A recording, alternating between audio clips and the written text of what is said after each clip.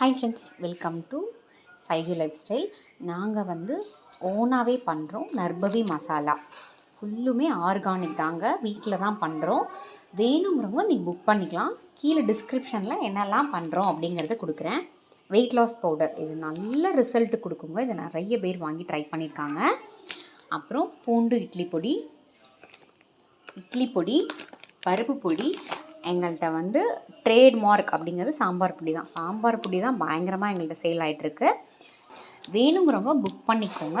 கீழே நம்பர் தரேன். எங்கள்கிட்ட என்னெல்லாம் மசாலா இருக்குது அப்படிங்கிறது நான் சொல்கிறேன். கருவேப்பிலை பொடி, அப்புறம் முருங்கைக்கீரை பொடி, எள்ளு இட்லி பொடி, அப்புறம் கொள்ளு பொடி, அப்புறம் நிறைய வெரைட்டிஸ் நாங்கள் பண்ணுறோங்க. அப்புறம் எண்ணெய் மாங்காய் தொக்குன்னு சொல்லுவோம்ல, அது சூப்பராக இருக்குங்க. நீங்கள் 15 days 30 days வரைக்கும் கூட நீங்கள் சாப்பிட்டுக்கலாம். எல்லாமே செக்கில் ஆட்டின எண்ணெயில் வச்சு தாங்க பண்ணுறது.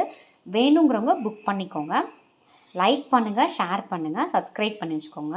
Bye friends.